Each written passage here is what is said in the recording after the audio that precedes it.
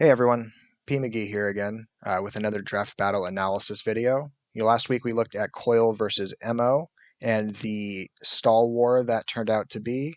This time I'm going to come with a very different match and look at the relatively quick battle that Sparky and I had. I think it only lasted about 21 turns, but the interesting thing about this match was that I don't think Sparky did anything wrong. He didn't misplay anything in this match. There was just a very specific way I was able to pressure him that he just had a very hard time accounting for.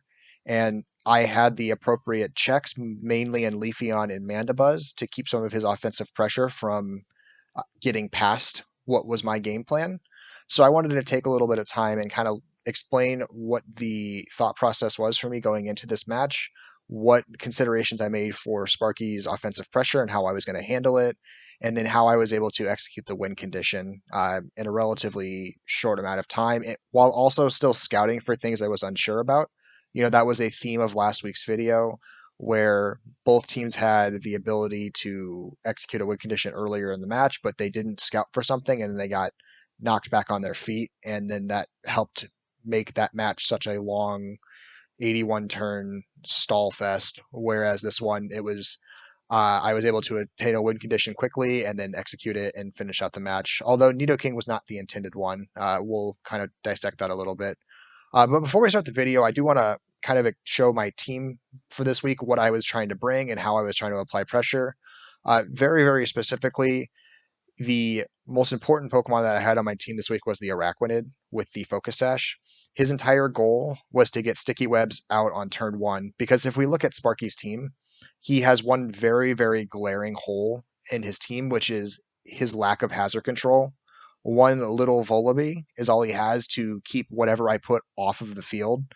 And so I knew going into the prep for this match that if I put webs on the ground, he almost certainly was not going to be able to remove them unless he really aggressively brought the Volibee, which was not a great matchup against me. It's a Volibee. It can't really apply pressure. It's only there to really manage hazard control and a couple of foul play shenanigans or knockoff shenanigans, but it's not something you want to pack onto one of your six. There's almost always better options. And so in my prep, I knew that if he brought it, something I was more nervous about wouldn't show up. If he didn't bring it, those webs were going to be free and they were going to stay on the game.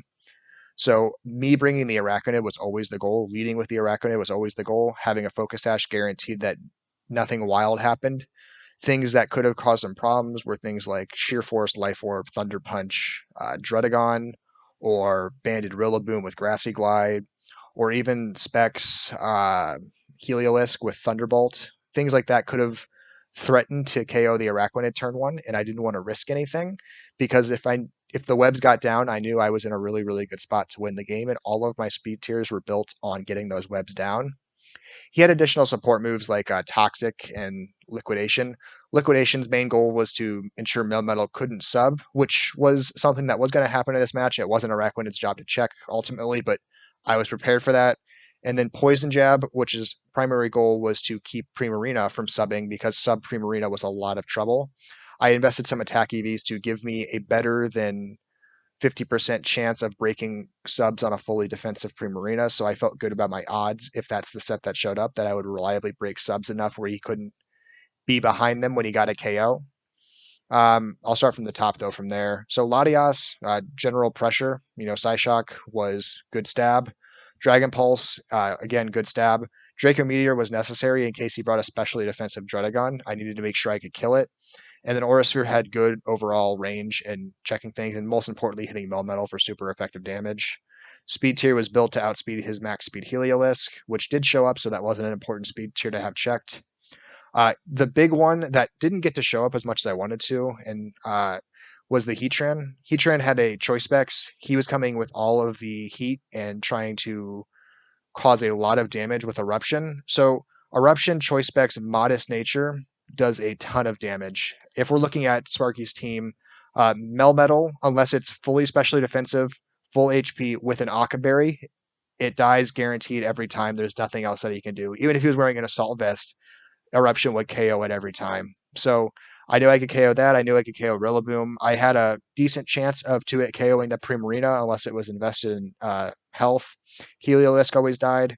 Drudagon, unless it was a specially defensive Drudagon, always died. Volibee got eviscerated. Crocodile usually got destroyed.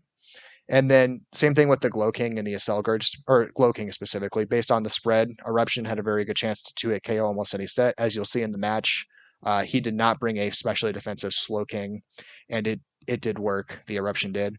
The only real concern with the set was the Chandelure, because obviously I couldn't click Eruption if Chandelure was there. I had to be a little cautious about that. Chandelure ultimately doesn't come, and it makes sense why it doesn't come. It can't hit Shadow Ball because Mana Buzz is going to shut it down. It can't click Fire moves because conceivably, especially defensive, Heatran is going to shut it down, and I still have Earth Power to work with. So Chandelure had a bad matchup, and I knew that. And if Chandelure didn't show up, then Eruption was going to be just tons of damage against him. And so if I got webs up, all my speed tiers were built to abuse with that. So once I had webs up, he was going to outspeed everything that didn't have a choice scarf, except with the exception of a Acelgor. I didn't feel like trying to speed match that. It wasn't worth the investment. Acelgor really didn't have a great matchup. His scariest Acelgor set was probably going to be the final Gambit one, and I was prepared to throw away Mandibuzz if that's what he brought. I was never going to risk the Heatran 1v1 against the Acelgor because it does have Mudshot, and I don't want to take that quad damage.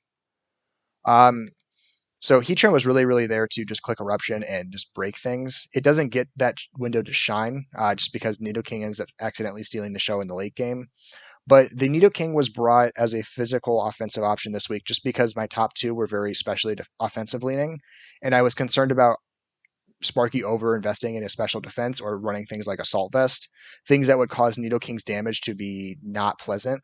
And so I ran it offensive on the expectation that he would account for that as well. And it seems that he didn't because I was able to do a lot of things with Nidoking in the late game. He just didn't have an answer to it once it clicked a physical offensive move. I think it was Ice Punch the first time. Mandibuzz was there as just general checking for the Chandelure. Mandibuzz had an okay matchup. It could shut down the Rillaboom. +2 Rillaboom with a superpower couldn't one-hit KO Mandibuzz, and Foul Play would KO it back. So I liked my Mandibuzz matchup to handle his Rillaboom and then to keep his Chandelure from taking off if that was there. It does an okay job against Crocodile. Obviously, some fun shenanigans happened in this match that kind of shut it down, but it was there to address a couple of things and then create pivot opportunities for free entry for the Heatran. And then finally, the Leafeon in her final appearance for my team. She had one specific goal, which was to wall out Melmetal and Rillaboom. Defense, if Rillaboom went banded, I couldn't do anything about that. But if it was any other Rillaboom set, this was going to just stand in front of it and wall it. The most concerning thing I was aware of that he might run, and he in fact did run it, was the substitute Toxic Stall. Because obviously if Leafeon is going to get poison stalled out, then I'm in trouble. So the Heal Bell and the Synthesis were really, really key to making sure that no set from the Melmetal would cause trouble for Leafeon, and thankfully I was in a really good spot with that in the match, and we'll kind of go over that as those turns happen.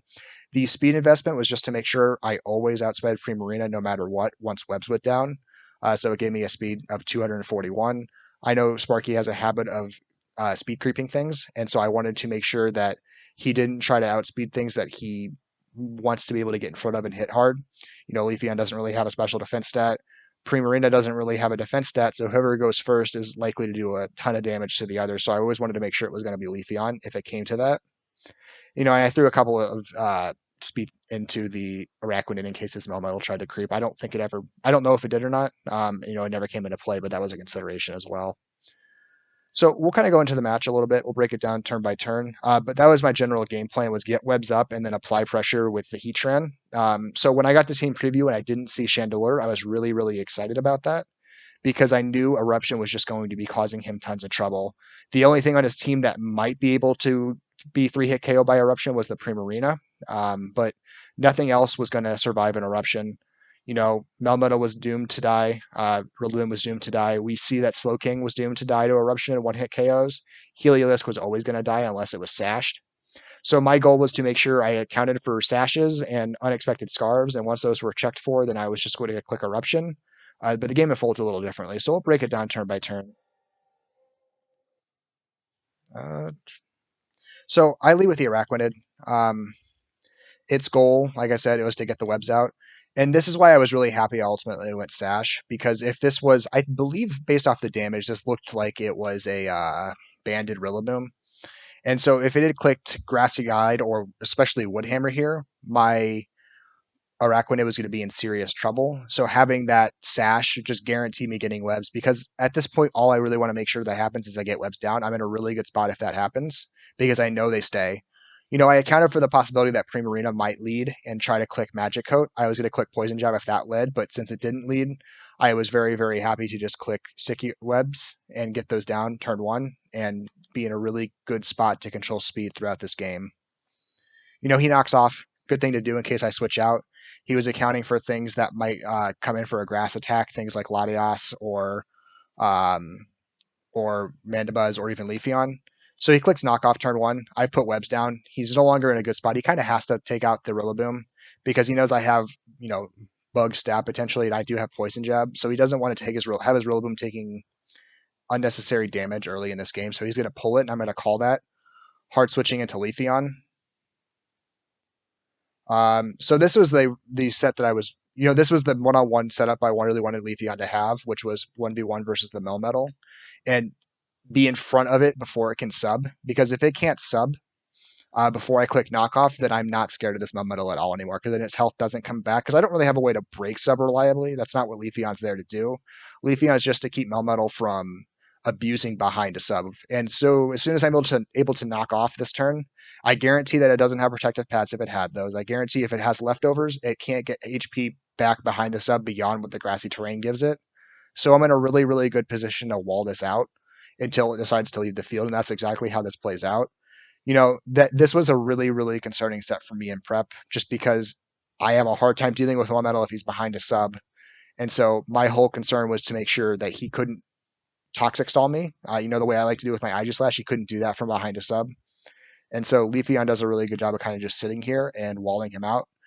I get knockoff damage to slowly chip away the sub. But the big thing here is I'm going to get the Rocky Helmet damage on here, and that's kind of what forces Sparky out of this position. Because normally he would have just sat here and kept clicking double Iron Bash, because eventually I'd run out of Synthesis and Heal Bells because I only have 8 of each. But when he sees that he's going to lose his own memo trying to break me down, he realizes it's not worth it. And he's going to try to pull it out and recreate some momentum. And so this was a big... And so when he brings in Rillaboom here, I know exactly what he's trying to do. I'm going to click Synthesis. Well, let the Synthesis happen really quickly. I know exactly what he's trying to do in this scenario. He's trying to knock off my Rocky Helmet so that Melmetal can actually sit behind that sub now and be in a good spot. And so I know that's coming. I don't want my Leafeon to lose that helmet early in the game, because I might need that later on to deal with Melmetal. So I know a knockoff's coming. I know he's going to try to pressure me with the Melmetal again if I let that happen. So I need to get out, which is why the Mandibuzz is a really good one to lose here with the knockoff. I see that his only way to put up rocks is Crocodile. I'm not super scared of rocks on my team. It weakens the eruption slightly, but his own grassy terrain will also feed me health back as the game goes on. So I'm not too worried if he puts up rocks. And I don't care if I lose the boost early in the game. And so, I take the knockoff damage. It stings a little bit. But the thing that's good for me now is, like I said, I'm pretty sure from turn one that this was a banded Rillaboom.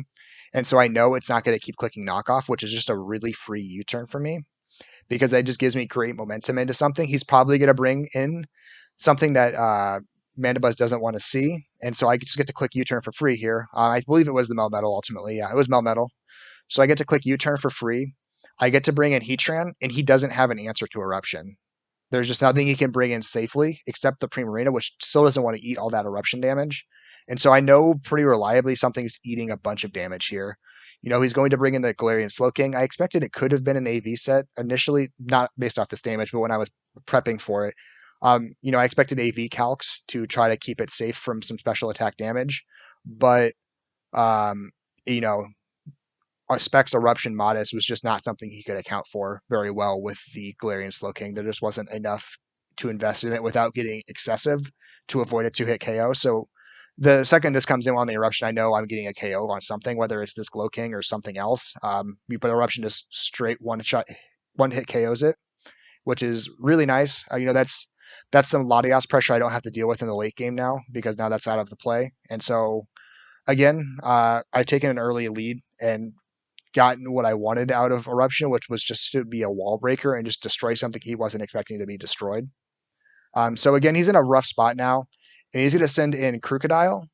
So there were a couple of Crocodile sets I was nervous about.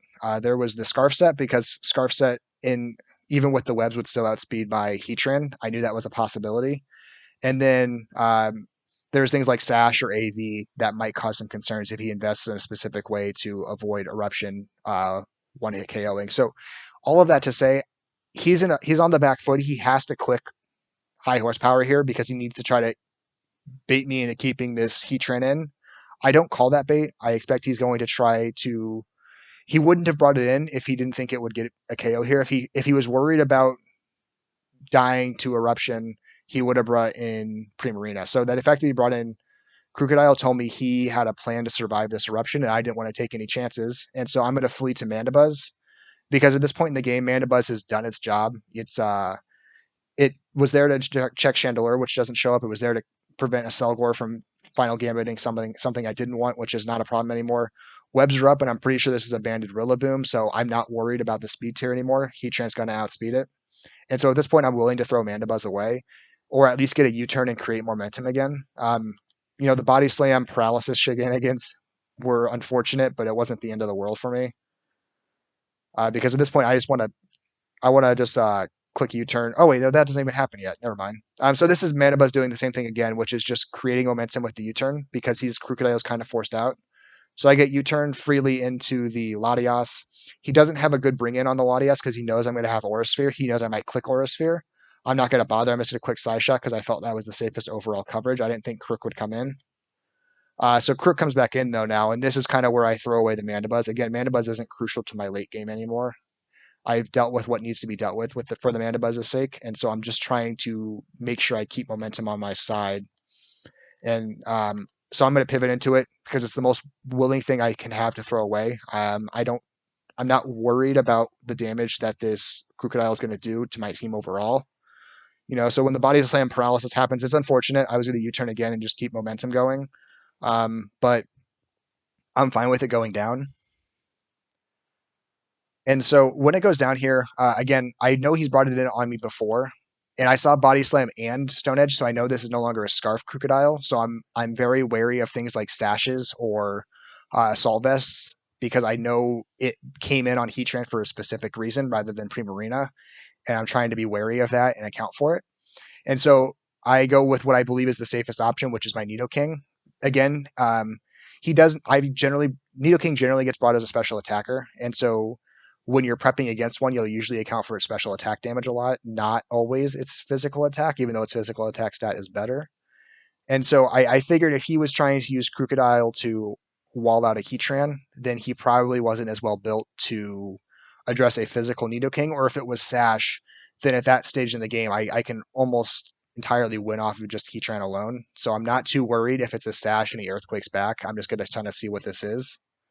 And so I Ice Punch. It's not Sash. It tells me it was probably AV or something like that. Something built to withstand a good special attack. And then again, we're at the point in the game where I'm okay sacking Nidoking at this point because all I need to do is do like 60% to this Primarina, which I know I can do with Poison Jab unless it's the Poison Berry. I just need to do like 60% with Poison Jab, and then I just click Eruption to win the game. So this is me just keeping the thing in because I don't care if Nidoking goes down or not because I know I can win with Heatran once I have done over 50% of damage to this Primarina. So I get the Poison Jab KO too. Caught me by surprise. I just wasn't I wasn't expecting Nidoking to be in a position to late game sweep. Again, same position with the Rillaboom. I'm positive it's banded at this point, so I'm just going to let it Grassy Glide on me. If I die, I die. I live, which is fortunate, so I'm just going to click Poison Jab, get another free KO. And then unexpectedly, Nidoking was in a spot to win this game. Ultimately, the last move is high horsepower, and the reason, obviously, for high horsepower is grassy terrain. You need to be able to not get your damage halved in that terrain. So I don't want to run Earthquake. I don't want to run Bulldoze. I'm going to run high horsepower because that's the most logical move to counter grassy terrain nerfs. And so ultimately, he gets the high horsepower and cleans up. He was never the one that was expected to sweep in preps. It was always kind of built on Heatran coming in late game and cleaning up. Things usually like Scarf Crocodile would stop him. He was built to handle Chandelure. I didn't try to speed match the Chandelure. I was just there to sucker punch it if it ever showed up because that still did a bunch of damage. And then, um, what was the other one? Oh, Rillaboom. We have the same speed stat, but it doesn't matter because he has Grassy Glide. I always expected Rillaboom to kind of force him out anyway. But in an earlier game, I would have fled to Leafeon if I knew he was going to Grassy Glide. But at that stage in the game, I knew I was in a position to clean up with Heatran. I just needed to keep applying pressure and making sure things were chipped and no sashes were there to catch me off guard. So that's kind of the end game point I wanted to highlight. I've effectively scouted for the things I want to. I've confirmed that Crocodile wasn't scarfed. I've confirmed that it wasn't sashed ultimately when I ice punched it. I confirmed Primarina wasn't in a position to cause trouble because I was able to one hit KO with Poison Jab. And then from early game damage, I was able to confirm that Rillaboom looked to be banded. And so that helps my speed tier for Heatran in the late game because obviously if it's Scarf high horsepower, I'm in trouble. And so ultimately, I was in a spot to either clean up with Nidoking or Heatran, but I didn't take risky turns early in the game. I just tried to scout things out, make sure that nothing could do pressure I didn't want to have done to me. And then I knew very early Mandibuzz was sackable in this game because it wasn't going to wall Primarina, it wasn't going to wall Heliolisk. I didn't need it to wall Slowking all that much. I just needed to make sure Slowking wasn't max health because he wasn't in a great spot to beat me with the Slowking. And then otherwise, it was just kind of going to be on getting entries for Heatran and Nidoking. The U-turn was a late addition. I'm glad I added that to the Mandibuzz because that helped create momentum. Because if he doesn't have the right piece on the field to sack the Mandibuzz, he has to switch out. I know he does. So I can freely click U-turn because he has to switch out, which is what I got on both the Heliolisk and the Slowking kills, was I was able to effectively U-turn out, get Heatran and then Latias in for free and click their high-powered moves and just ensure something died. Sparky had a really, really good game plan. He just didn't account very well for the webs, which I haven't run all that much. I've had him on my Araquanid before, but I haven't really used them that much week to week. But I looked at the speed tiers for this match, and I knew Heatran just caused a lot of problems once I got that up. And if he didn't run scarves on things above Primarina, he was in trouble. If Primarina ran a scarf, I didn't care. I outsped it with everything except for the Araquanid and maybe the Mandibuzz. All my offensive pieces outsped the Primarina, regardless of whether it had a scarf as soon as those webs went up. So I wasn't concerned about the Primarina. It was just some of the other things. And once I was able to get that pressure early game with the webs and keep momentum, I was just able to take away his options for surprise KOs because I think that Crocodile was built in a way where it could have gotten a surprise KO on a lot of my special attackers because it probably wouldn't have broken him. And I was really glad I ultimately brought physical Nidoking because I didn't think he was going to account for that as well. And it ended up doing a lot better work than I expected. But anyway, that's kind of my more in-depth analysis on this match. Like I said, I think Sparky brought a lot of really great things. He just didn't have a good answers to webs, and that wasn't anything he could have really done coming into this match. The team was what the team was, and it was just a hole I saw that I could exploit, and I really, really took advantage of it here. And so I was able to pull out a win. But the 5-0 was misleading. If I hadn't gotten webs up early, or if he had gotten a couple of predicts right, I could have been in a lot worse spot. I was just able to protect the Heatran from unwanted ground attacks and then continue to exert pressure throughout the game until all his pieces broke. Anyway, that's this match. I hope you guys found it entertaining or insightful. I'll try to have another one coming up in the next week or so.